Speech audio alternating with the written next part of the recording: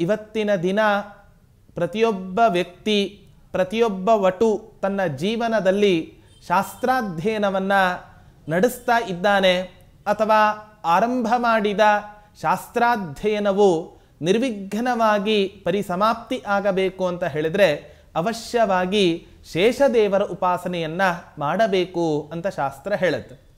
ಯಾಕೆ ಅಂತ ಹೇಳಿದರೆ ಸಕಲ ವಿದ್ಯೆಗಳಿಗೆ ಅಥವಾ ಅಷ್ಟಾದಶ ಪುರಾಣಗಳಿಗೆ, ಮಹಾಭಾರತ ಮೊದಲಾದಂಥ ಎಲ್ಲ ಪುರಾಣಗಳಿಗೂ ಕೂಡ ಈ ಶೇಷದೇವರು ಅಭಿಮಾನಿಯಾಗಿದ್ದಾರೆ. ಆದ್ದರಿಂದ ಇಂಥ ಸಕಲ ಶಾಸ್ತ್ರಾಭಿಮಾನಿಗಳಾದ ಶೇಷದೇವರನ್ನು ಉಪಾಸನೆ ಮಾಡಿದರೆ ಪ್ರತಿಯೊಬ್ಬ ವ್ಯಕ್ತಿಯೂ ಕೂಡ ತನ್ನ ಜೀವನದಲ್ಲಿ ಉತ್ತಮ ವಿದ್ಯಾವಂತನಾಗ್ತಾನೆ, ಉತ್ತಮ ಪಂಡಿತನಾಗ್ತಾನೆ ಅಂತ ಶಾಸ್ತ್ರ ಹೇಳುತ್ತೆ.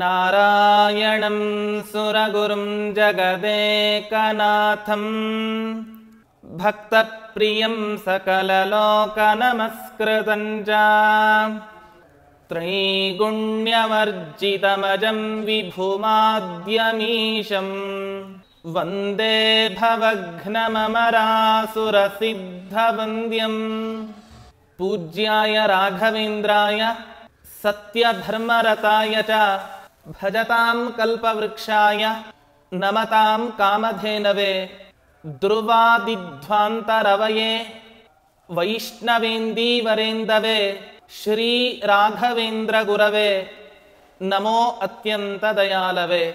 ಶ್ರೀ ಗುರುಭ್ಯೋ ನಮಃ. ಹರಿ ಓಂ.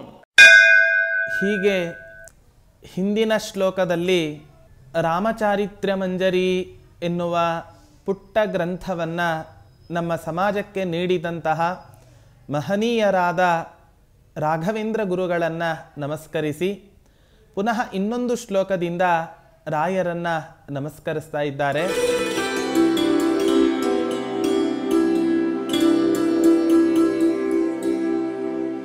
ಮೂಕೋಪಿ ಯತ್ ಪ್ರಸಾದೇನ ಮುಕುಂದ ಶಯನಾಯತೆ ರಾಜರಾಜಾಯತೆ ರಿಕ್ತೋ ರಾಘವೇಂದ್ರಂ ತಮಾಶ್ರಯೇ ರಾಜರಾಜಾಯತೆ ರಿಕ್ತೋ ರಾಘವೇಂದ್ರಂ ತಮಾಶ್ರಯೇ.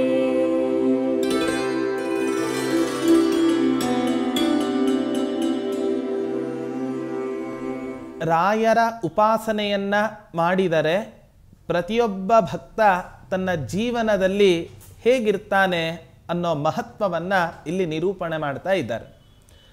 ಮೂಕೋಪಿ, ಯಾವ ಒಬ್ಬ ವ್ಯಕ್ತಿ ಜನ್ಮತಃ ಮೂಕನಾಗಿದ್ದಾನೋ ಅವನು ರಾಯರ ಉಪಾಸನೆಯನ್ನು ಮಾಡಿದ ಅಂತ ಹೇಳಿದರೆ ಆಗ ಅವಶ್ಯವಾಗಿ ಉತ್ತಮ ವಾಕ್ಪಟು ಆಗ್ತಾನೆ. ಅದು ಸುಮ್ಮನೆ ಅಂತಿಂಥ ಸಣ್ಣ ಮಟ್ಟದ ವಾಕ್ಪಟು ಅಲ್ಲ. ಮುಕುಂದ ಶಯನಾಯತೆ ಮುಚಂ ದದಾತಿ ಇತಿ ಮುಕುಂದ, ಮೋಕ್ಷವನ್ನು ಕೊಡತಕ್ಕಂತಹ ಯಾವ ಪರಮಾತ್ಮನಿದ್ದಾನೆ ಆ ಪರಮಾತ್ಮನ ಹಾಸಿಗೆಯ ರೂಪದಲ್ಲಿ ಇರತಕ್ಕಂತಹ ಮಹಾನುಭಾವನೆ ಶೇಷದೇವರು ಅಂತ. ಇವತ್ತಿನ ದಿನ ಪ್ರತಿಯೊಬ್ಬ ವ್ಯಕ್ತಿ, ಪ್ರತಿಯೊಬ್ಬ ವಟು ತನ್ನ ಜೀವನದಲ್ಲಿ ಶಾಸ್ತ್ರಾಧ್ಯಯನವನ್ನು ನಡೆಸ್ತಾ ಇದ್ದಾನೆ ಅಥವಾ ಆರಂಭ ಮಾಡಿದ ಶಾಸ್ತ್ರಾಧ್ಯಯನವು ನಿರ್ವಿಘ್ನವಾಗಿ ಪರಿಸಮಾಪ್ತಿ ಆಗಬೇಕು ಅಂತ ಹೇಳಿದರೆ ಅವಶ್ಯವಾಗಿ ಶೇಷದೇವರ ಉಪಾಸನೆಯನ್ನು ಮಾಡಬೇಕು ಅಂತ ಶಾಸ್ತ್ರ ಹೇಳುತ್ತೆ. ಯಾಕೆ ಅಂತ ಹೇಳಿದರೆ ಸಕಲ ವಿದ್ಯೆಗಳಿಗೆ ಅಥವಾ ಅಷ್ಟಾದಶ ಪುರಾಣಗಳಿಗೆ, ಮಹಾಭಾರತ ಮೊದಲಾದಂಥ ಎಲ್ಲ ಪುರಾಣಗಳಿಗೂ ಕೂಡ ಈ ಶೇಷದೇವರು ಅಭಿಮಾನಿಯಾಗಿದ್ದಾರೆ. ಆದ್ದರಿಂದ ಇಂಥ ಸಕಲ ಶಾಸ್ತ್ರಾಭಿಮಾನಿಗಳಾದ ಶೇಷದೇವರನ್ನು ಉಪಾಸನೆ ಮಾಡಿದರೆ ಪ್ರತಿಯೊಬ್ಬ ವ್ಯಕ್ತಿಯೂ ಕೂಡ ತನ್ನ ಜೀವನದಲ್ಲಿ ಉತ್ತಮ ವಿದ್ಯಾವಂತನಾಗ್ತಾನೆ, ಉತ್ತಮ ಪಂಡಿತನಾಗ್ತಾನೆ ಅಂತ ಶಾಸ್ತ್ರ ಹೇಳುತ್ತೆ. ಅದರಂತೆ ನಮ್ಮ ಕಲಿಯುಗದ ಕಲ್ಪವೃಕ್ಷ ಅಂತ ಕರೆಸಿಕೊಳ್ಳುವಂತಹ ರಾಯರ ಉಪಾಸನೆಯನ್ನ ಯಾರು ಮಾಡ್ತಾರೋ ಅವರೂ ಕೂಡ ಶೇಷನಂತೆ ಉತ್ತಮ ವಾಗ್ಮಿಗಳಾಗ್ತಾರೆ ಅನ್ನುವಂತಹ ಮಹಿಮೆಯನ್ನ ಈ ಶ್ಲೋಕದಲ್ಲಿ ನಿರೂಪಣೆಯನ್ನ ಮಾಡ್ತಾ ಇದ್ದಾರೆ. ಹಾಗೆ ರಾಜ ರಾಜಾಯತೆ ರಿಕ್ತಃ ಅಂತ ಹೇಳ್ತಾ ಇದ್ದಾರೆ. ಯಾವ ಒಬ್ಬ ವ್ಯಕ್ತಿ ತಾನು ಹುಟ್ಟಿನಿಂದ ಅತ್ಯಂತ ದರಿದ್ರನಾಗಿರ್ತಾನೋ ಅಂಥ ದರಿದ್ರ ವ್ಯಕ್ತಿ ತನ್ನ ಜೀವನದಲ್ಲಿ ರಾಜನಂತೆ ಆಗ್ತಾನೆ ಅಂತ ಹೇಳ್ತಾ ಇದ್ದಾನೆ. ರಾಯರು ನಮ್ಮ ಜೀವನದಲ್ಲಿ ಯಾವ ಯಾವ ರೀತಿ ಅನುಗ್ರಹವನ್ನ ಮಾಡ್ತಾರೆ ಅನ್ನೋದು ನಮಗೆ ಅರ್ಥ ಮಾಡಿಕೊಳ್ಳಲಿಕ್ಕೆ ಸಾಧ್ಯ ಆಗೋದಿಲ್ಲ. ಒಂದು ಕಥೆಯನ್ನ ನಾವು ಮೆಲುಕು ಹಾಕೋದಾದರೆ, ಒಬ್ಬ ಬಡವ ಹುಟ್ಟಿನಿಂದಲೇ ಅವನ ಕುಟುಂಬದಲ್ಲಿ ದರಿದ್ರ. ನಾವೆಲ್ಲ ಇತಿಹಾಸವನ್ನ ಕೇಳಬೇಕಾದ್ರೆ ಒಂದು ಊರಿನಲ್ಲಿ ಒಬ್ಬ ದರಿದ್ರನಾದ ಬ್ರಾಹ್ಮಣನೇ ಇದ್ದ ಅಂತ ಕೇಳ್ತೇವೆ ಹೊರತು ಯಾವತ್ತೂ ಕೂಡ ಶ್ರೀಮಂತ ಬ್ರಾಹ್ಮಣ ಅನ್ನೋ ವ್ಯಕ್ತಿ ಇರಲೇ ಇಲ್ಲ. ಆದ್ದರಿಂದ ಅಂಥ ದರಿದ್ರನಾದ ಬ್ರಾಹ್ಮಣ ಮದುವೆ ಆಗಬೇಕು ಅಂತ ಹೇಳಿ ಒಂದು ಹುಡುಗಿಯನ್ನ ಮದುವೆ ಆಗ್ತಾನೆ. ಆದರೆ ಪಾಪ ಆ ಮದುವೆ ಆದ ಹುಡುಗಿಗೆ ಮದುವೆ ಆದ ಮೇಲೆ ಗೊತ್ತಾಯಿತು, ನನ್ನ ಗಂಡನಿಗೆ ಯಾವ ಕೆಲಸವೂ ಕೂಡ ಇಲ್ಲ. ಹೆಂಡತಿ ಹೇಳ್ತಾಳಂತೆ, ಮದುವೆ ಆಗೋ ತನಕ ಮಾತ್ರ ನಾವು ನಮ್ಮ ಜೀವನದಲ್ಲಿ ಸ್ವತಂತ್ರ ನಿರ್ಧಾರಗಳನ್ನು ತೆಗೆದುಕೊಳ್ಳಲಿಕ್ಕೆ ಸಾಧ್ಯ. ಮದುವೆ ಆದ ಮೇಲೆ ಎಲ್ಲವೂ ಕೂಡ ಪರಾಧೀನ. ಆದ್ದರಿಂದ ಆ ಮದುವೆ ಆದಂಥ ಪುರುಷ ಹೆಂಡತಿ ಮಾತನ್ನೇ ಕೇಳ್ತಾನಂತೆ, ಸಾಯಂಕಾಲದ ತನಕ, ಬೆಳಿಗ್ಗೆಯಿಂದ ಸಾಯಂಕಾಲದ ತನಕ ಏನು ಮಾಡ್ತಿರೋ ಗೊತ್ತಿಲ್ಲ, ದುಡಿದುಕೊಂಡು ಬನ್ನಿ ಹೋಗಿ ಅಂತ ನಿಷ್ಠುರವಾಗಿ ಮದುವೆ ಆದ ಗಂಡನನ್ನ ಕೆಲಸಕ್ಕೋಸ್ಕರ ಕಳಿಸ್ತಾಳಂತೆ ಆ ಹೆಣ್ಣು. ಆ ಸಂದರ್ಭದಲ್ಲಿ ಪಾಪ ವಿದ್ಯೆ ಇಲ್ಲ, ದೇಹದಲ್ಲಿ ಶಕ್ತಿ ಇಲ್ಲ, ಏನು ಮಾಡೋದು ಅಂತ ಹಾಗೇ ಕಂಡವರ ಹತ್ತಿರ ಕೆಲಸವನ್ನ ಕೇಳ್ತಾನಂತೆ ಆ ವ್ಯಕ್ತಿ. ಯಾರೂ ಕೂಡ ಆ ವ್ಯಕ್ತಿಗೆ ಕೆಲಸವನ್ನೇ ಕೊಡೋದಿಲ್ಲ. ತುಂಬಾ ಸುಸ್ತಾಗಿ ಒಂದು ದಿನ ಏನೂ ಕೆಲಸ ಸಿಗದೆ ಇದ್ದಾಗ ಎಲ್ಲೋ ಒಂದು ರೈಲ್ವೆ ಸ್ಟೇಷನ್ನಿನ ಹತ್ತಿರ ಒಂದು ಬಟ್ಟೆಯನ್ನು ಹಾಕಿ ಸುಸ್ತು ವಿಶ್ರಾಂತಿಯನ್ನು ಪಡೆದುಕೊಳ್ಳೋಣ ಅಂತ ಹೇಳಿ ಕುಳಿತುಕೊಳ್ತಾನಂತೆ.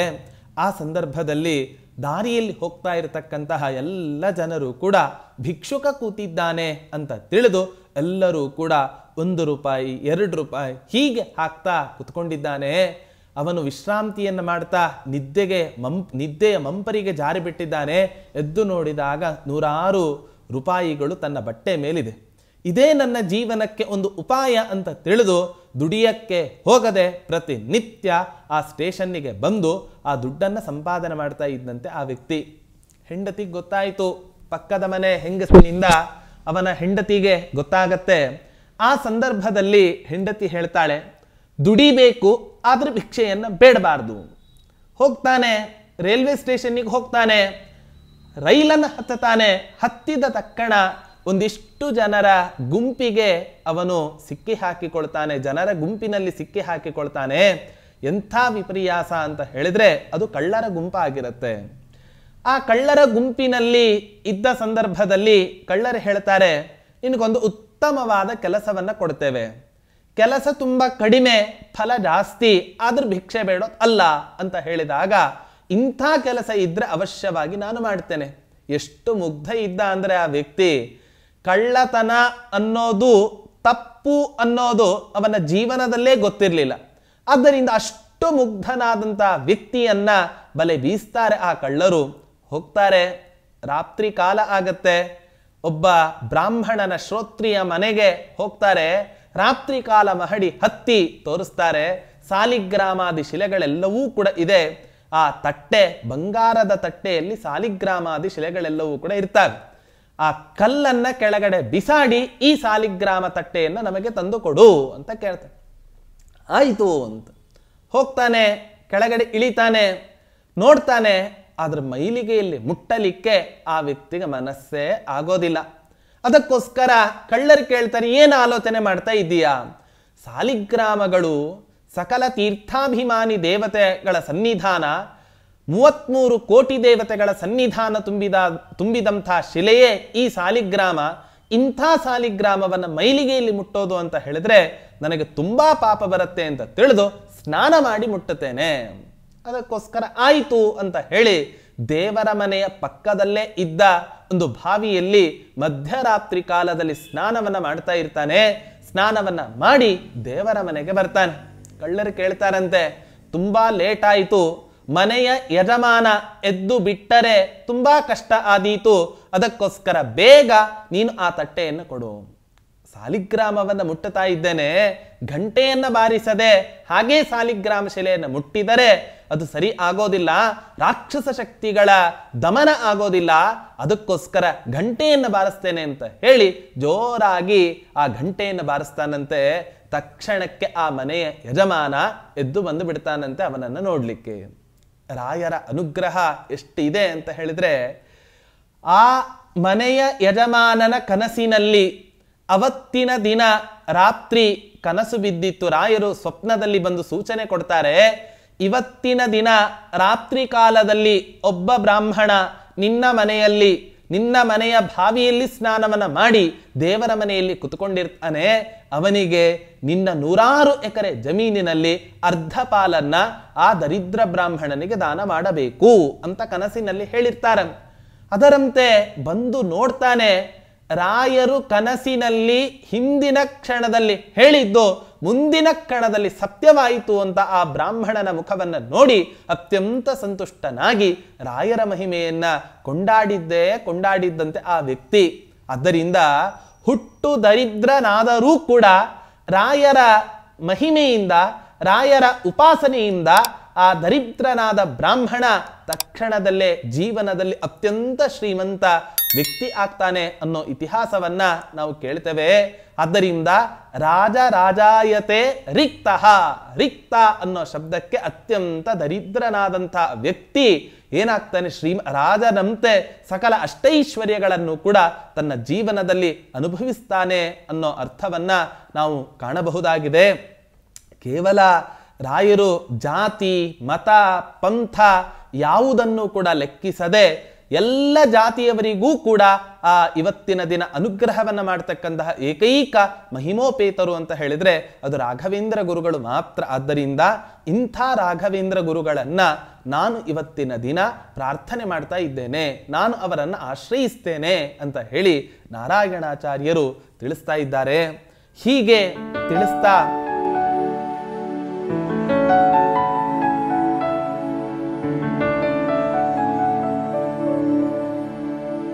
ಪ್ರಸಾದ್ಯ ನರಸ ಪಂಚಾಸ್ಯಂ ಪ್ರಾಪ್ತಂ ವೈದುಷ್ಯಮದ್ಭುತಂ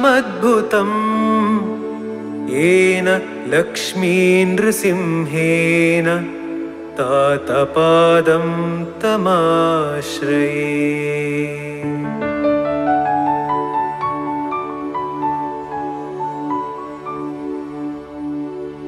ಉಪನಿಷತ್ತು ಹೇಳತ್ತೆ, ಮಾತೃದೇವೋ ಭವ, ಪಿತೃದೇವೋ ಭವ, ಆಚಾರ್ಯ ದೇವೋ ಭವ, ಅತಿಥಿ ದೇವೋ ಭವ ಅಂತ ಉಪನಿಷತ್ತು ಹೇಳತ್ತೆ.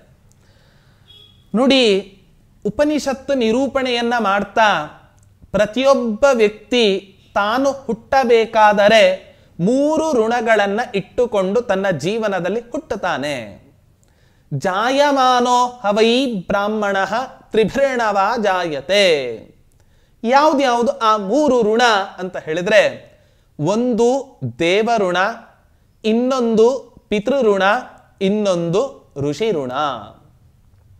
ತಾಯಿ ಋಣವನ್ನಂತೂ ನಮ್ಮ ಜೀವನದಲ್ಲಿ ಯಾವತ್ತೂ ಕೂಡ ತೀರಿಸಲಿಕ್ಕೆ ಸಾಧ್ಯವೇ ಇಲ್ಲ. ಇವತ್ತಿನ ದಿನ ಜಗತ್ತಿನಲ್ಲಿ ಭಗವಂತನನ್ನಾದರೂ ಪೂಜೆ ಮಾಡಲಿಕ್ಕೆ ಒಂದು ಗುಡಿ, ಗೋಪುರ, ಗುಂಡಾರ ಅನ್ನುವಂತಹ ಒಂದು ಸ್ಥಳ ಬೇಕು. ಆದರೆ ಪ್ರತಿನಿತ್ಯ ಗುಡಿ, ಗೋಪುರ ಯಾವುದೂ ಕೂಡ ಇಲ್ಲದೆ ಪ್ರತಿನಿತ್ಯ ಪೂಜೆಗೆ ಯೋಗ್ಯರಾದಂಥ ಮಹಾನುಭಾವರೇ ನಮ್ಮನ್ನ ಹುಟ್ಟಿಸಿದಂಥ ತಂದೆ ತಾಯಿಗಳು. ಆದ್ದರಿಂದ ಇವರಿಬ್ಬರಲ್ಲಿಯೂ ಕೂಡ ತಂದೆ ಋಣವನ್ನು ಬೇಕಾದ್ರೆ ತೀರಿಸಬಹುದು, ತಾಯಿ ಋಣವನ್ನು ಮಾತ್ರ ತೀರಿಸಲಿಕ್ಕೆ ಸಾಧ್ಯ ಇಲ್ಲ. ಹಾಗಾದ್ರೆ ಹೇಗೆ ತೀರಿಸಬೇಕು ಈ ಋಣಗಳನ್ನ ಅಂತ ಹೇಳಿದ್ರೆ ಅದೇ ಉಪನಿಷತ್ತು ನಮಗೆ ಉತ್ತರವನ್ನ ನೀಡತ್ತೆ. ಯಜ್ಞೇನ ದೇವೇಭ್ಯ, ಯಜ್ಞಗಳನ್ನ ಆಚರಣೆ ಮಾಡೋದರ ಮೂಲಕ ದೇವತೆಗಳ ಋಣವನ್ನ ನಾವು ತೀರಿಸಬೇಕು ಅಂತ ಹೇಳ್ತಾ ಇದೆ. ಇವತ್ತಿನ ದಿನ ನಾವು ನಮ್ಮ ಜೀವನದಲ್ಲಿ, ನಮ್ಮ ದೇಹದಲ್ಲಿ ಸಕಲ ಇಂದ್ರಿಯಗಳೂ ಕೂಡ ನೆಟ್ಟಗೆ ಇದ್ದುಕೊಂಡು ಕೆಲಸವನ್ನ ಮಾಡ್ತಾ ಇದ್ದಾವೆ ಅಂತ ಹೇಳಿದರೆ ನಮ್ಮ ಇಂದ್ರಿಯಾಭಿಮಾನಿ ದೇವತೆಗಳೇ ಇದಕ್ಕೆ ಮುಖ್ಯ ಕಾರಣರಾಗಿದ್ದಾರೆ. ಆದ್ದರಿಂದ ಇಂಥ ಇಂದ್ರಿಯಾಭಿಮಾನಿ ದೇವತೆಗಳು ಹಾಗೆ ಸಕಲ ತತ್ವಾಭಿಮಾನಿ ದೇವತೆಗಳನ್ನ ನೆನೆಸಿಕೊಳ್ಳುವಂತಹದ್ದು ನಮ್ಮ ಅವಶ್ಯ ಕರ್ತವ್ಯ. ಅವರ ಋಣವನ್ನು ತೀರಿಸುವಂತಹದ್ದು ಕೂಡ ಅಷ್ಟೇ ಅವಶ್ಯ ಕರ್ತವ್ಯ. ಇಂಥ ದೇವತೆಗಳ ಋಣವನ್ನ ನಾವು ಹೇಗೆ ತೀರಿಸಬೇಕು ಅಂತ ಹೇಳಿದ್ರೆ ಉಪನಿಷತ್ತು ನಮಗೆ ಉತ್ತರವನ್ನ ಕೊಡುತ್ತೆ. ಯಜ್ಞೇನ ದೇವೇಭ್ಯಃ, ಯಜ್ಞಗಳನ್ನ ಆಚರಣೆ ಮಾಡೋದರ ಮೂಲಕ ದೇವತೆಗಳ ಋಣವನ್ನ ನಾವು ಅವಶ್ಯ ತೀರಿಸಬೇಕು. ಮಧ್ವಾಚಾರ್ಯರು ಶ್ರೀ ಕೃಷ್ಣಾಮೃತ ಮಹಾರಣವ ಗ್ರಂಥದಲ್ಲಿ ಒಂದು ಮಾತನ್ನ ಹೇಳ್ತಾರೆ. ನವಿಪ್ರ ಪಾದೋದಕ ಕರ್ದಮಾನಿ ಸ್ವಾಹ ಸ್ವಧಾಕಾರ ವಿವರ್ಜಿತಾನಿ ಸ್ಮಶಾನ ತುಲ್ಯಾನಿ ಗೃಹಾಣಿ ತಾನಿ. ಯಾರ ಮನೆಯಲ್ಲಿ ಬ್ರಾಹ್ಮಣರ ಪಾದದ ಧೂಳಿ, ಬ್ರಾಹ್ಮಣರ ಉಚ್ಛಿಷ್ಟ ಯಾರ ಮನೆಯಲ್ಲಿ ಇರೋದಿಲ್ಲವೋ, ಹಾಗೆ ಯಾರ ಮನೆಯಲ್ಲಿ ಸ್ವಾಹಾಕಾರ ಸ್ವಧಾಕಾರ ಇವೆರಡೂ ನಡೆಯೋದಿಲ್ಲವೋ. ಸ್ವಾಹಾಕಾರ ಅಂತ ಹೇಳಿದ್ರೆ ಹೋಮಾದಿಗಳು, ಸ್ವಧಾಕಾರ ಅಂತ ಹೇಳಿದ್ರೆ ಪಿತೃಗಳಿಗೆ ಸಂಬಂಧಪಟ್ಟಂತಹ ಶ್ರಾದ್ದಾದಿ ಕರ್ಮಗಳು. ಇಂಥ ಹೋಮ ಹವನಾದಿಗಳು, ಬ್ರಾಹ್ಮಣರ ಪಾದದ ಧೂಳಿ, ಬ್ರಾಹ್ಮಣರ ಉಚ್ಛಿಷ್ಟ ಯಾರ ಮನೆಯಲ್ಲಿ ಇರೋದಿಲ್ಲವೋ ಅವರ ಮನೆ ಸ್ಮಶಾನ ತುಲ್ಯ, ಸ್ಮಶಾನ ಸದೃಶ. ಆದ್ದರಿಂದ ನಾವು ನೀವು ನಮ್ಮ ಜೀವನದಲ್ಲಿ ಅವಶ್ಯವಾಗಿ ಆ ದೇವತೆಗಳ ಋಣವನ್ನು ತೀರಿಸೋದಕ್ಕೋಸ್ಕರ ಯಜ್ಞಗಳನ್ನು ಅವಶ್ಯವಾಗಿ ಆಚರಿಸಬೇಕು. ಹಾಗೆ ಋಷಿ ಋಣವನ್ನ ಹೇಗೆ ತೀರಿಸಬೇಕು ಅಂತ ಹೇಳಿದ್ರೆ ಉಪನಿಷತ್ತು ನಮಗೆ ಉತ್ತರವನ್ನ ಕೊಡುತ್ತೆ. ಅಧ್ಯಯನೇನ ಋಷಿಭ್ಯಃ. ಜೀವನದಲ್ಲಿ ಪ್ರತಿಯೊಬ್ಬ ವ್ಯಕ್ತಿಗೂ ಕೂಡ ಆಯಾಯ ವರ್ಣಾಶ್ರಮಕ್ಕೆ ತಕ್ಕಂತೆ ಧರ್ಮಗಳನ್ನು ನಿರೂಪಣೆ ಮಾಡಿದೆ. ಬ್ರಾಹ್ಮಣರಾಗಿ ಹುಟ್ಟಿದಂತಹ ಪ್ರತಿಯೊಬ್ಬ ವ್ಯಕ್ತಿಯೂ ಕೂಡ ತನ್ನ ಜೀವನದಲ್ಲಿ ಆ ಋಷಿ ಋಣವನ್ನು ಹೇಗೆ ತೀರಿಸಬೇಕು ಅಂತ ಹೇಳಿದ್ರೆ ಶಾಸ್ತ್ರಗಳ ಅಧ್ಯಯನವನ್ನ ಮಾಡೋದರ ಮೂಲಕ ಆ ಋಷಿಗಳ ಋಣವನ್ನು ತೀರಿಸಬೇಕು ಅಂತ. ಕೇವಲ ಶಾಸ್ತ್ರಾಧ್ಯಯನವನ್ನ ಮಾಡಿದರೆ ಮಾತ್ರ ಆ ಋಣ ಪರಿಹಾರ ಆಗತ್ತೆ ಅಂತ ಅಂದುಕೊಳ್ಳಬಾರದು. ಋಷಿಗಳ ಮೂಲಕ ನಮಗೆ ವಿದ್ಯೆಯನ್ನ ಉಪದೇಶ ಮಾಡಿದ ಗುರುಗಳ ಮೂಲಕ ಹೇಗೆ ಆ ಉಪದೇಶವನ್ನು ಶ್ರದ್ಧೆಯಿಂದ ಪಡೆದುಕೊಂಡಿರ್ತೇವೋ ಅಷ್ಟೇ ಶ್ರದ್ಧೆಯಿಂದ ಪುನಃ 3 ಬಾರಿ ಕಲಿತ ವಿದ್ಯೆಯನ್ನ ಉಪದೇಶ ಮಾಡಿದರೆ ಆಗ ಆ ಋಷಿ ಋಣ ಅನ್ನೋದು ಪರಿಹಾರ ಆಗತ್ತೆ. ಅದರಂತೆ ಹೀಗೆ ಯಜ್ಞಗಳಿಂದ ದೇವತೆಗಳ ಋಣವನ್ನ, ಅಧ್ಯಯನದಿಂದ ಋಷಿಗಳ ಋಣವನ್ನ, ಪಿತೃ ಋಣವನ್ನ ಹೇಗೆ ಪರಿಹಾರ ಮಾಡಬೇಕು ಅಂತ ಹೇಳಿದ್ರೆ ಸಂತಾನವನ್ನ ಪಡೆದುಕೊಳ್ಳೋದರ ಮೂಲಕ ಪಿತೃಗಳ ಋಣವನ್ನ ಅವಶ್ಯವಾಗಿ ಪರಿಹಾರ ಮಾಡಿಕೊಳ್ಳಬೇಕು ಅಂತ ಹೇಳುತ್ತೆ. ಆದ್ದರಿಂದ ತಮ್ಮ ಇವತ್ತಿನ ದಿನ ಇಷ್ಟು ಅದ್ಭುತವಾದ ಗ್ರಂಥದ ನಿರ್ಮಾಣಕ್ಕೆ ಮುಖ್ಯ ಕಾರಣೀಕರ್ತರು ಅಂತ ಹೇಳಿದ್ರೆ ಅವರ ತಂದೆಯರಾದಂತಹ ಲಕ್ಷ್ಮೀ ನರಸಿಂಹ ಆಚಾರ್ಯರು. ಆದ್ದರಿಂದ ಅಂಥ ನರಸಿಂಹಾಚಾರ್ಯರನ್ನು ಕೂಡ ನಾರಾಯಣಾಚಾರ್ಯರು ನಮಸ್ಕಾರವನ್ನು ಮಾಡ್ತಾ ಇದ್ದಾರೆ. ಏನ ಲಕ್ಷ್ಮೀ ನೃಸಿಂಹೇನ ತಾತಪಾದಂ ಸಮಾಶ್ರಯೇ. ಅಂಥ ನಮ್ಮ ತಂದೆಯರಾದಂತಹ ಪಿತೃಗಳಾದಂತಹ ಯಾವ ಲಕ್ಷ್ಮೀ ನರಸಿಂಹಾಚಾರ್ಯರಿದ್ದಾರೆ ಅವರನ್ನ ನಮಸ್ಕಾರ ಮಾಡ್ತಾ ಇದ್ದಾರೆ. ಇಂಥ ಲಕ್ಷ್ಮೀ ನರಸಿಂಹಾಚಾರ್ಯರ ಉಪಾಸ್ಯ ಮೂರ್ತಿಯೂ ಕೂಡ ಆ ಲಕ್ಷ್ಮೀ ನರಸಿಂಹರೂಪಿ ಪರಮಾತ್ಮನೇ ಆಗಿದ್ದ. ಎಂಥ ಆಶ್ಚರ್ಯ! ಅದೇ ಹೆಸರು, ಅವನಿಂದ ಉಪಾಸ್ಯನಾದ ಪರಮಾತ್ಮನ ರೂಪವೂ ಕೂಡ ನರಸಿಂಹರೂಪಿ ಪರಮಾತ್ಮ ಅಂತ ಹೇಳಿದ್ರೆ ಇದು ಒಂದು ಒಂದು ತುಂಬಾ ಆಶ್ಚರ್ಯಕರವಾದಂತಹ ಒಂದು ಸಂಗತಿಯಾಗಿದೆ. ನರಸಿಂಹರೂಪಿ ಪರಮಾತ್ಮನ ಉಪಾಸನೆಯನ್ನು ಯಾಕೆ ಮಾಡಬೇಕು ನಾವು ಜೀವನದಲ್ಲಿ ಅಂತ ಹೇಳಿದ್ರೆ ನೋಡಿ, ನಾವು ಜೀವನದಲ್ಲಿ ನಮಗೆ ಯಾವ ರೋಗಗಳೂ ಕೂಡ ಬರಬಾರದು ಅಂತ ಹೇಳಿದರೆ ನರಸಿಂಹದೇವರ ಉಪಾಸನೆಯನ್ನ ಮಾಡಬೇಕು ಅಂತ ಹೇಳ್ತಾರೆ. ಯಾರು ನರಸಿಂಹನ ಪೂಜೆಯನ್ನ ಮಾಡ್ತಾರೋ ಅವರಿಗೆ ಜೀವನದಲ್ಲಿ ಯಾವುದೇ ವಿಧವಾದಂಥ ಆರೋಗ್ಯಕ್ಕೆ ಸಂಬಂಧಪಟ್ಟಂತ ಬಾಧೆಗಳು ಅವರಿಗೆ ಅವರ ಜೀವನದಲ್ಲಿ ಬರೋದಿಲ್ಲ ಅಂತ ಈ ರೀತಿಯಾಗಿ ಹೇಳ್ತಾರೆ. ಮತ್ತೆ ನರಸಿಂಹ ಅಂತ ಹೇಳಿದ್ರೆ ಈ ಕಡೆ ಪರಮಾತ್ಮ ಮನುಷ್ಯನ ಅಲ್ಲ, ಪ್ರಾಣಿಯ ಅಲ್ಲ. ವೈದ್ಯಕೀಯ ಕ್ಷೇತ್ರದಲ್ಲಿ ಮನುಷ್ಯನ ರುಂಡವನ್ನ ಬೇಕಾದ್ರೆ ಇನ್ನೊಬ್ಬನ ಮನುಷ್ಯನ ದೇಹಕ್ಕೆ ಕಸಿ ಮಾಡಬಹುದು. ಆದರೆ ಒಂದು ಪ್ರಾಣಿಯ ರುಂಡವನ್ನ ಇನ್ನೊಬ್ಬ ಮನುಷ್ಯನ ಮುಂಡಕ್ಕೆ ಜೋಡಿಸಿರುವಂಥ ಏಕೈಕ ರೂಪ ಅಂತ ಹೇಳಿದ್ರೆ ಅದು ನಮ್ಮ ಪರಮಾತ್ಮನಾದ ನರಸಿಂಹರೂಪಿ ಪರಮಾತ್ಮನದೊಂದೇ ಹೊರತು ಬೇರೆ ಯಾರದ್ದು ಕೂಡ ಅಲ್ಲ. ಆದ್ದರಿಂದ ಇಂಥ ಆ ನರಸಿಂಹರೂಪಿ ಪರಮಾತ್ಮ ಏನಿದ್ದಾನೆ ಅವನೇ ಆ ಲಕ್ಷ್ಮೀ ನರಸಿಂಹಾಚಾರ್ಯರಿಂದ ಉಪಾಸ್ಯನಾಗಿದ್ದ. ಅಂಥ ನರಸಿಂಹ ರೂಪಿ ಪರಮಾತ್ಮ ನಮಗೆ ಅನುಗ್ರಹವನ್ನ ಮಾಡಲಿ. ದಾಸರಾಯರು ಕೂಡ ಹೇಳ್ತಾರೆ, ಹೇಗಿದ್ದಾನೆ ನರಸಿಂಹರೂಪಿ ಪರಮಾತ್ಮ ಅಂತ ಹೇಳಿದ್ರೆ ಒಂದು ಪದ್ಯದಲ್ಲಿ ನಿರೂಪಣೆಯನ್ನ ಮಾಡ್ತಾ, ನಾರಸಿಂಹನೆಂಬೋ ದೇವನು ನಂಬಿದಂಥ ನರರಿಗೆಲ್ಲ ವರವ ಕೊಡುವನು, ಓಂ ನಮಃ ಶಿವಾಯ ಎನ್ನುತ್ತಲಿ. ಯಾರು ಜೀವನದಲ್ಲಿ ನರಸಿಂಹ ಎಂಬ ಅಕ್ಷರವನ್ನ ಹೇಳಿ ಆ ನರಸಿಂಹರೂಪಿ ಪರಮಾತ್ಮನ ಉಪಾಸನೆಯನ್ನು ಮಾಡ್ತಾನೋ ಅವನನ್ನ ಬೇಡಿದ ಎಲ್ಲ ಭಕ್ತರಿಗೂ ಕೂಡ ಎಲ್ಲ ವರಗಳನ್ನು ಕೂಡ ಕೊಡ್ತಾನಂತೆ ಆ ನರಸಿಂಹರೂಪಿ ಪರಮಾತ್ಮ. ಆದ್ದರಿಂದ ನರಸಿಂಹನ ಉಪಾಸನೆಯನ್ನ ಜೀವನದಲ್ಲಿ ಅವಶ್ಯವಾಗಿ ನಾವೆಲ್ಲರೂ ಕೂಡ ಮಾಡಬೇಕು. ನಾವೆಲ್ಲರೂ ಹೇಳ್ತೇವೆ, ಜೀವನದಲ್ಲಿ ಯಾರಿಗೆ ತಾನೇ ಶನಿಕಾಟ ಇಲ್ಲ. ಶನಿಕಾಟ ಇಲ್ಲದೆ ಇರ್ತಕ್ಕಂಥ ವ್ಯಕ್ತಿ ಜಗತ್ತಿನಲ್ಲಿ ಯಾರೂ ಕೂಡ ಇಲ್ಲ.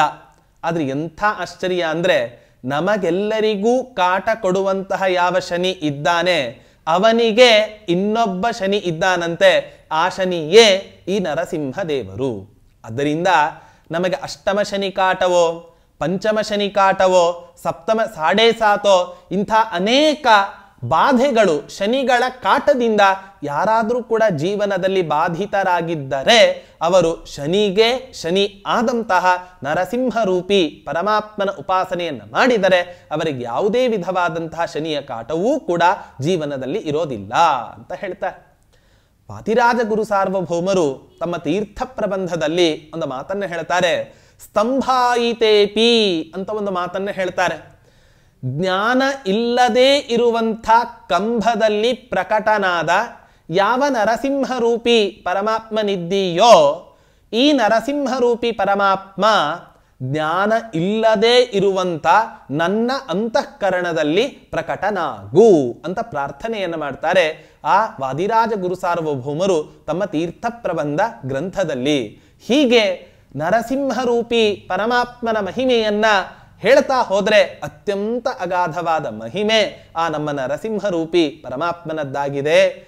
ಎಂಥ ಆಶ್ಚರ್ಯ ಅಂದ್ರೆ ರಾಯರು ಪ್ರಹ್ಲಾದನ ಅವತಾರ, ಪ್ರಹ್ಲಾದನಿಂದ ಉಪಾಸ್ಯನಾದವನು ಈ ನರಸಿಂಹರೂಪಿ ಪರಮಾತ್ಮ. ಆದ್ದರಿಂದ ಪ್ರಹ್ಲಾದರಾಜರ ಅವತಾರಭೂತರಾದ ಈ ರಾಯರ ಅವತಾರ ಚರಿತ್ರೆಯನ್ನ ನಿರೂಪಣೆ ಮಾಡಬೇಕಾದ್ರೆ ಅವರಿಂದ ಉಪಾಸ್ಯನಾದಂತಹ ಯಾವ ಆ ನರಸಿಂಹರೂಪಿ ಪರಮಾತ್ಮ ಇದ್ದಾನೆ ಅವನಿಗೆ ಅವಶ್ಯವಾಗಿ ನಮಸ್ಕರಿಸಿದ್ದು ಅತ್ಯಂತ ಔಚಿತ್ಯಪೂರ್ಣವಾಗಿದೆ ಅಂತ ನಮಗೆ ಅನಿಸ್ತಾ ಇದೆ. ಹೀಗೆ ಅಂಥ ನರಸಿಂಹರೂಪಿ ಪರಮಾತ್ಮನ ಉಪಾಸನೆಯನ್ನ ಮಾಡಿ ನರಸಿಂಹನ ಅನುಗ್ರಹಕ್ಕೆ ಪಾತ್ರರಾದಂಥ ನಮ್ಮ ತಂದೆ ಯಾರಿದ್ದಾರೆ ಅವರನ್ನ ನಾನು ನಮಸ್ಕಾರ ಮಾಡ್ತಾ ಇದ್ದೇನೆ ಅಂತ ಈ ರೀತಿಯಾಗಿ ಆ ತಮ್ಮ ತಂದೆಗೆ ನಮಸ್ಕಾರವನ್ನು ಮಾಡ್ತಾ ಇದ್ದಾರೆ. ಹೀಗೆ ನಮಸ್ಕಾರವನ್ನು ಮಾಡ್ತಾ ಮುಂದಿನ ಶ್ಲೋಕದಲ್ಲಿ ನಾರಾಯಣಾಚಾರ್ಯರು ನಿರೂಪಣೆಯನ್ನು ಮಾಡ್ತಾ ಇದ್ದಾರೆ.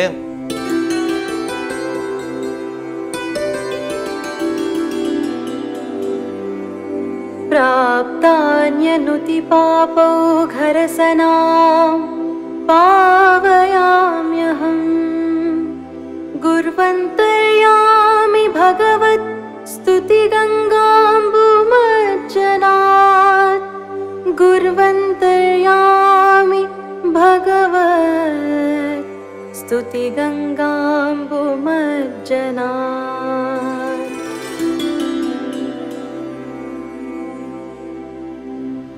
ನಾವು ಜೀವನದಲ್ಲಿ ಅನೇಕ ಶಾಸ್ತ್ರಗಳ ನಿರೂಪಣೆಯನ್ನ ಮಾಡ್ತಾವೆ. ನೀನು ಜೀವನದಲ್ಲಿ ಉಪಾಸನೆಯನ್ನ ಮಾಡೋದೇ ಅಂತಾದರೆ ಅದು ಸರ್ವೋತ್ತಮನಾದ ಪರಮಾತ್ಮನನ್ನ ಮಾತ್ರ ಉಪಾಸನೆ ಮಾಡು, ಹೊರತು ಅನ್ಯ ದೇವತೆಗಳನ್ನು ಉಪಾಸನೆ ಮಾಡಬೇಡ. ಹರಿ ಸರ್ವೋತ್ತಮ, ವಾಯು ಜೀವೋತ್ತಮ. ಸರ್ವೋತ್ತಮನಾದ ಪರಮಾತ್ಮನ ಅನುಗ್ರಹಕ್ಕೋಸ್ಕರ ಜೀವೋತ್ತಮನಾದ ಮುಖ್ಯ ಪ್ರಾಣನ ಅನುಗ್ರಹವನ್ನು ಸಂಪಾದನೆ ಮಾಡೋದಕ್ಕೋಸ್ಕರ ಆ ವಾಯುದೇವರ ಉಪಾಸನೆಯನ್ನು ಮಾಡು ಅಂತ ಹೇಳುತ್ತೆ. ಆದರೆ ನಮ್ಮ ವಿಪರ್ಯಾಸ ಎಂತಹದ್ದು ಅಂತ ಹೇಳಿದ್ರೆ, ಸರ್ವೋತ್ತಮನಾದ ಪರಮಾತ್ಮನ ಉಪಾಸನೆಯನ್ನ ಕಡೆಗಣಿಸಿ ಅನ್ಯ ದೇವತೆಗಳನ್ನ ಉಪಾಸನೆಯನ್ನ ಮಾಡ್ತಾ ನಮ್ಮ ಆಯುಷ್ಯವನ್ನ ಹ್ರಾಸ ಮಾಡ್ಕೊಳ್ತಾ ಇದ್ದೇವೆ. ಶಾಸ್ತ್ರ ಹೇಳುತ್ತೆ, ಮಧ್ವಾಚಾರ್ಯರು ತಮ್ಮ ಅನುವ್ಯಾಖ್ಯಾನ ಗ್ರಂಥದಲ್ಲಿ ನಿರೂಪಣೆಯನ್ನ ಮಾಡ್ತಾ ಒಂದು ಮಾತನ್ನು ಹೇಳ್ತಾರೆ, ಪರಿವಾರತಯ ಗ್ರಾಹ್ಯ ಅಪಿಹೇಯ ಪ್ರಧಾನತಃ. ಕೇವಲ ಸರ್ವೋತ್ತಮನಾದ ಪರಮಾತ್ಮನ ಉಪಾಸನೆಯನ್ನು ಒಂದೇ ಮಾಡಬೇಕು ಅಂತ ಹೇಳಿದ್ರೆ ವಾಯುದೇವರಾದರೂ ಯಾಕೆ ಬೇಕು, ಇಂದ್ರಾದಿಗಳು ಯಾಕೆ ಬೇಕು, ಗರುಡಶೇಷರಿ ಯಾಕೆ ಬೇಕು ಅನ್ನುವಂತಹ ಪ್ರಶ್ನೆ ಸಹಜವಾಗಿ ಬಂದರೆ ಅದಕ್ಕೆ ಆಚಾರ್ಯರು ಉತ್ತರವನ್ನು ಕೊಡ್ತಾರೆ. ಅನ್ಯ ದೇವತೆಗಳನ್ನ ಉಪಾಸನೆ ಮಾಡಲೇಬೇಡ ಅಂತ ನಿಷೇಧ ಮಾಡಲಿಲ್ಲ, ಹೊರತು ಅನ್ಯ ದೇವತೆಗಳನ್ನ ಉಪಾಸನೆ ಮಾಡಬೇಕು. ಹೇಗೆ?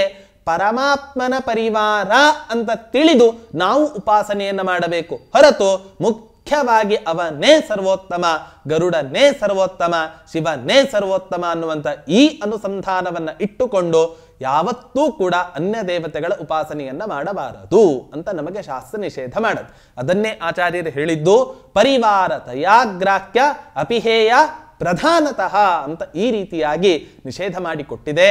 ಆದ್ದರಿಂದ ರಾಜ ಬಂದಾಗ ರಾಜನಿಗೆ ಎಷ್ಟು ಗೌರವವನ್ನ ಕೊಡ್ತೇವೋ ಅಷ್ಟೇ ಗೌರವವನ್ನ ಅವನ ಪರಿವಾರಕ್ಕೆ ಕೊಟ್ಟರೆ ರಾಜನಿಗೆ ಅಸಮಾಧಾನ ಆಗದು. ಅದಕ್ಕೋಸ್ಕರ ಪರಿವಾರ, ರಾಜನ ಪರಿವಾರಕ್ಕೆ ಯಾವ ರೀತಿಯಾಗಿ ಗೌರವವನ್ನ ಕೊಡ್ತೇವೋ ಅದರಂತೆ ಇತರ ದೇವತೆಗಳನ್ನು ಕೂಡ ಪರಮಾತ್ಮನ ಪರಿವಾರ ಅಂತ ಅನುಸಂಧಾನ ಇಟ್ಟುಕೊಂಡು ಅವರ ಉಪಾಸನೆಯನ್ನ ಮಾಡಬೇಕು, ಹೊರತು ಮುಖ್ಯ ದೇವತೆ ಅಂತ ಯಾವತ್ತೂ ಕೂಡ ನಮ್ಮ ಜೀವನದಲ್ಲಿ ಉಪಾಸನೆಯನ್ನ ಮಾಡಬಾರದು. ಅದನ್ನೇ ನಾರಾಯಣಾಚಾರ್ಯರು ಹೇಳ್ತಾ ಇದ್ದಾರೆ, ಪ್ರಾಪ್ತ ಅನ್ಯ ನುತಿ ಪಾಪೌಘರಸನಾಂ. ಬೇರೆ ಬೇರೆ ದೇವತೆಗಳನ್ನ ಉಪಾಸನೆ ಮಾಡಿ ಸ್ತೋತ್ರ ಮಾಡಿ ನನ್ನ ನಾಲಿಗೆ ಹಾಳಾಗಿ ಹೋಗಿಬಿಟ್ಟಿದೆ. ಅದಕ್ಕೋಸ್ಕರ ಈ ರಾಯರ ಅಂತರ್ಯಾಮಿಯಾದ ಯಾವ ರಾಮಚಂದ್ರ ರೂಪಿ ಪರಮಾತ್ಮನಿದ್ದಾನೆ ಅಥವಾ ಅವರಿಂದ ಉಪಾಸ್ಯನಾದಂತಹ ಯಾವ ನರಸಿಂಹ ರೂಪಿ ಪರಮಾತ್ಮನಿದ್ದಾನೆ, ಅಂಥ ಪರಮಾತ್ಮನ ಆರಾಧನೆಯಿಂದ, ಅಂಥ ಪರಮಾತ್ಮನ ಉಪಾಸನೆಯಿಂದ ಸ್ತೋತ್ರವನ್ನು ಮಾಡೋದರ ಮೂಲಕ ನನ್ನ ಎಲ್ಲ ನಾಲಿಗೆಯ ಅಪಾವಿತ್ರ್ಯವನ್ನ ನಾನು ಪರಿಹಾರ ಮಾಡ್ಕೊಳ್ತೇನೆ. ಅದನ್ನೇ ಹೇಳಿದ್ದು, ಗುರುವಂತರ್ಯಾಮಿ ಭಗವತ್. ನಾವು ಏನನ್ನೇ ಪರಮಾತ್ಮನ ಮೂಲಕ ಅನುಗ್ರಹವನ್ನ ಪಡೆದುಕೊಳ್ಳಬೇಕು ಅಂತಾದರೆ ನಮಗೆ ಮುಖ್ಯ ಮಾಧ್ಯಮ ಅಂತ ಬಿಟ್ರೆ ಅದು ಗುರುಗಳು. ಆದ್ದರಿಂದ ಅಂಥ ಗುರುಗಳ ಅಂತರ್ಯಾಮಿಯಾದ ಯಾವ ಆ ಪರಮಾತ್ಮನಿದ್ದಾನೆ ಅಂಥ ಪರಮಾತ್ಮನ ಸ್ತೋತ್ರವನ್ನ ಮಾಡ್ತಾ ಇದ್ದೇನೆ. ಸ್ತೋತ್ರ ಅನ್ನೋ ಶಬ್ದಕ್ಕೆ ಏನಂತ ಅರ್ಥ ಅಂತ ಹೇಳಿದ್ರೆ, ಹೊಗಳೋದು ಬೇರೆ, ಸ್ತೋತ್ರ ಬೇರೆ. ಹೊಗಳೋದು ಅಂತ ಹೇಳ್ಬಿಟ್ರೆ ಇಲ್ಲದೇ ಇರತಕ್ಕಂಥ ಗುಣಗಳನ್ನೇ ಹೇಳೋದು ಅಂತ ಅರ್ಥ. ಆದ್ರೆ ಸ್ತೋತ್ರ ಅನ್ನೋ ಶಬ್ದಕ್ಕೆ ಆಚಾರ್ಯರು ಹೇಳ್ತಾರೆ, ಗುಣಿ ನಿಷ್ಠ ಗುಣಾಭಿಧಾನಂ ಸ್ತುತಿ. ಆ ವ್ಯಕ್ತಿಯಲ್ಲಿ ಇರ್ತಕ್ಕಂಥ ಗುಣಗಳನ್ನು ಹೇಳೋದೇ ಸ್ತೋತ್ರ. ಇಂಥ ಸ್ತೋತ್ರವನ್ನ ಮಾಡೋದರ ಮೂಲಕ ಗಂಗಾ ನದಿಯಲ್ಲಿ ಮಿಂದರೆ ಎಷ್ಟು ಪಾವಿತ್ರ್ಯ ನಮ್ಮ ದೇಹಕ್ಕೆ ದೊರಕತ್ತೋ ಅಷ್ಟು ಪಾವಿತ್ರ್ಯ ಇಂಥ ಗುರುವಂತರ್ಯಾಮಿಯಾದ ಪರಮಾತ್ಮನ ಸ್ತೋತ್ರವನ್ನು ಮಾಡಿದರೆ ನಮಗೆ ಬರುತ್ತೆ ಅನ್ನೋ ಕಾರಣಕ್ಕೋಸ್ಕರ ಗುರುಗಳ ಅಂತರ್ಯಾಮಿಯಾದ ಆ ಪರಮಾತ್ಮನ ಸ್ತೋತ್ರವನ್ನು ಮಾಡಿ ಅನ್ಯ ದೇವತೆಗಳ ಉಪಾಸನೆಯಿಂದ ಬಂದ ಯಾವ ಪಾಪ ಇದೆ ಆ ಪಾಪವನ್ನ ನಾನು ಪರಿಹಾರ ಮಾಡಿಕೊಳ್ತೇನೆ ಅಂತ ಹೇಳಿ ಪ್ರಾರ್ಥನೆಯನ್ನು ಮಾಡ್ತಾ ಇದ್ದಾರೆ.